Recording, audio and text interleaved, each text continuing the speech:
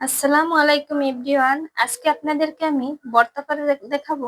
এখানে আমি আলু সিদ্ধ করে নিয়েছি, পেঁপে সিদ্ধ করে নিয়েছি, আর এখানে আমি নিয়েছি পেঁয়াজ কুচি, রসুন কুচি, কাঁচামরিচ কুচি। এটা দিয়ে আমি কালো জিরা ভর্তা করব।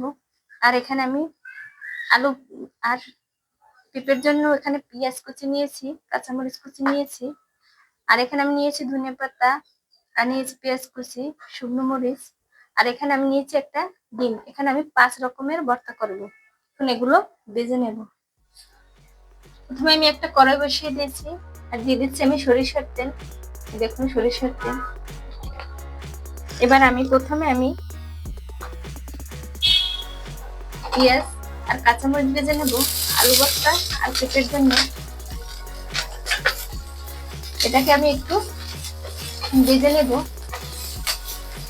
দেখুন এভাবে ভেজে নেব। দেখুন এরকম আমি ভেজে নিয়েছি। এখন এটাকে উঠিয়ে নেব। দেখুন আমি ওটাকে উঠিয়ে নিয়েছি। এবার বাজবো আমি একটা ডিম ভেজে নেব। দেখুন পেঁয়াজ দিয়ে দিচ্ছি। পেঁয়াজটাকে একটু এভাবে ভেজে নেব। তারপরে আমি দিয়ে দেবো, এই দেখুন এবার দিয়ে দেবো ডিমটা।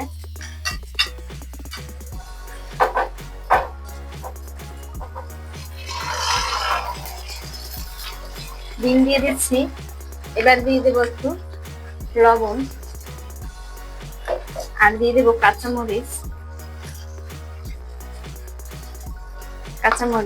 দিয়ে দেবো ধনিয়া পাতা। দেখুন এখন এটাকে আমি ভেজে নেব। এরকম করে ভেজে নেব। দেখুন আমি এখন আবার পরে তেল দিয়ে দিচ্ছি।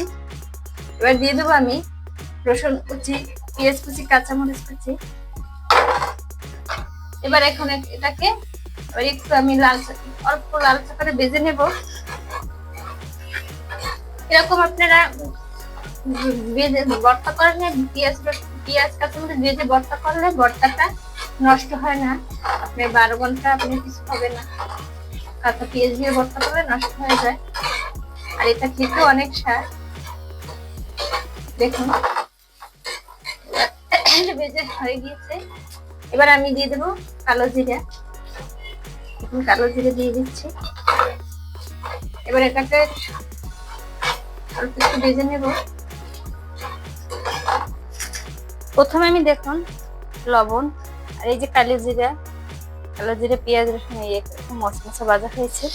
এবার এটাকে ভর্তা করে নেব। দেখুন এভাবে পেঁয়াজ রসুন একেবারে মশমশা হয়ে গিয়েছে। বাটাবাটি ছাড়াই আমরা এভাবে কালো জিরা করে খেতে পারবেন। দেখুন কালো জিরা ভর্তা হয়ে গিয়েছে আমার। এবার আমি করব ডিম ভর্তা। দেখুন ডিম এভাবে মেখে নেব।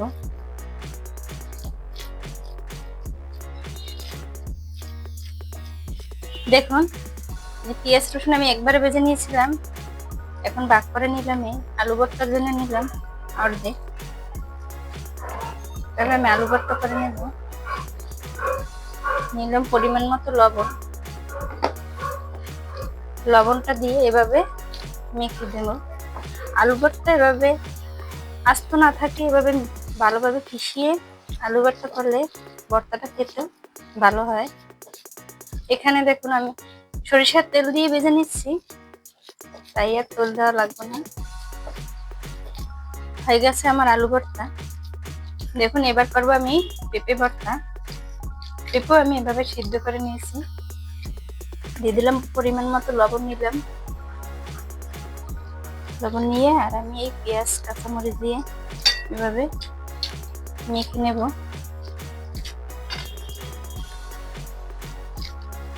হয়ে গেছে আমার পেঁপে ভর্তা। এবার করবো আমি ধনেপাতা ভর্তা। দেখুন ধনেপাতা। এখানে আমি নিয়েছি শুকনো মরিচ, কারণ শুকনো মরিচ দিয়ে ধনেপাতা ভর্তা করলে গ্রানটা খুব ভালো আসে আর খেতে খুব ভালো লাগে। আর এখানে আমি নিয়েছি কাঁচা পেঁয়াজ ভাজি নিয়ে এভাবে ভালোভাবে এবার মুড়তে দিতে হবে। ভালোভাবে এই করলে এরকম করে আর ধনেপাতা দিয়ে আমি এভাবে মেখে নিচ্ছি। দেখুন আমার এটা ধনেপাতা ভর্তা। দেখুন আমার 5 রকমের ভর্তা তৈরি করা হয়ে গিয়েছে। এই প্রথমে আমি দেখাচ্ছি কালো জিরা ভর্তা, ডিম ভর্তা, আলু ভর্তা, পেঁপে ভর্তা আর এখানে ধনেপাতা ভর্তা। 5 রকমের ভর্তা আমি তৈরি করে দেখাচ্ছি। এরকম নতুন নতুন ভিডিও দেখার জন্য আপনারা আমার চ্যানেলটা সাবস্ক্রাইব করবেন এবং আমার পাশে থাকবেন।